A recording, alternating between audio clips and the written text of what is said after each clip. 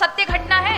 साहब जी ढोलकिया नाम है उनका, बहुत बड़े उद्योगपति है। वो अपने एम्प्लॉय को महाराज वो हर दिवाली पर गाड़ियां इत्यादि सब भेंट करते हैं, बड़ा नाम है। उनका इकलौता बेटा था, विदेश से पढ़ करके आया। देखो तब किसे कहते हैं बच्चों को कैसी शिक्षा देनी चाहिए। जब वो बच्चा एमबीए करके आया और जब लौट कर घर आया तो पिता ने कहा देखो डिग्री मुझे दो और तुम्हारा जो वोटर आईडी कार्ड है ये भी मुझे दो। तुम कौन हो क्या हो ये किसी को नहीं बताना है, क्या तुमने पढ़ा है क्या नहीं पढ़ा है ये भी नहीं बताना है, ये सारी चीजें मुझे दो।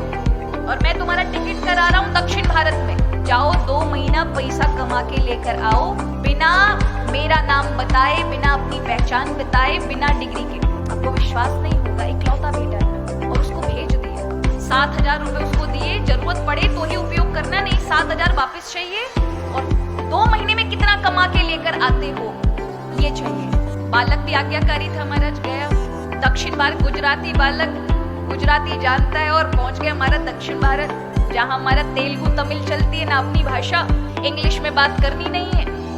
पिता ने सारी चीजें बताई, अगर तुमने कुछ भी चीजों का उपयोग किया तो अच्छा नहीं। बालक भी आज्ञाकारी गया, सबसे मारे पहले तो बड़े बड़े होटल में ही गया, लेकिन किसी ने, क्योंकि डिग्री है नहीं, नाम बताना नहीं है, कुछ है नहीं आधार, किसी ने नहीं उसे जॉब दी, नौकरी नहीं दी। 2-3 दिन हो गए, अब तो भूख से पीड़ित था। 7,000 में से अपने पैसा खर्च करके पेट भरा, लेकिन उसे था कि पिता को 7,000 वापस करने ये कहा है और पैसा कमा के देने। तो फिर सड़क किनारे ढाबों पे जाकर के वेटर की नौकरी मांगी कि मुझे नौकर बना लीजिए कि मैं लोगों को सर्व कर सकूं, परोस सकूं। लोगों ने वो भी नहीं दी। तब किसी एक ढाबे पर महाराज चौथे दिन उसे बर्तन मांजने की नौकरी मिली। 8x8 के कमरे में 8-8 लोगों के साथ उसे सोना पड़ा, जो इतने ऐसो आराम में रहने वाला बालक। सुबह सुबह उठ करके 10 गालियां खा के, लोगों का सुन के, किस प्रकार से उसने महाराज वो 2 महीने व्यतीत किए। एकदम काला पड़ गया, क्योंकि नहाया भी नहीं कई दिनों से और काम में ही लोग लगाए रहते थे, उल्टा सीधा सुनाते।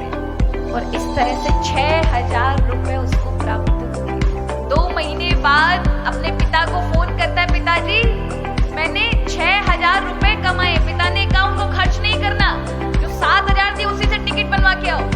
टिकट बना करके वो आता है, अहमदाबाद के स्टेशन पे जब उतरता है ना, तो पिता ढोल नगाड़े लेकर के और परिवार के साथ उसका वेलकम स्वागत करने के लिए खड़ा था। और जैसे ही उस बालक ने जनरल कोच से बाहर पैर रखा, कोई रिश्तेदार नहीं पहचान पाया, लेकिन पिता ने उस कालिक में छुपे हुए बेटे को पहचान लिया। दौड़कर उसकी वो दशा देख के पिता की आंखों में अश्रु आ गए, हृदय से लगा लिया।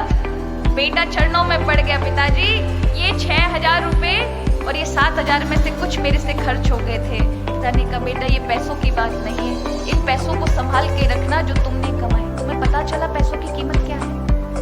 तुम्हें पता चला कि व्यक्ति की पहचान यदि ना हो तो व्यक्तियों का व्यवहार कैसा होता है? तुम्हें पता चला लोगों के साथ अब तुम्हें कैसा व्यवहार करना है जो तुम्हारे नीचे काम करने वाले लोग हैं? तुम्हें पता है अब समय की कीमत क्या है?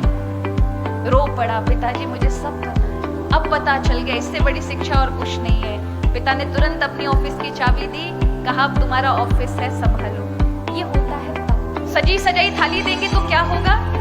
वो समझ नहीं पाएंगे। देनी चाहिए, बच्चों के लिए कमा रहे हैं, लेकिन पहले उन्हें तब करके उन्हें खड़ा तो करें, इस लायक तो बनाए कि वो किसी पे निर्भर ना बने, इस लायक तो बना के जाएं कि अपने निर्णय वो खुद ले सके। लोगों के साथ जो आपने व्यवहार कमाया है, बच्चों से दोगुना कमा कर जाएं।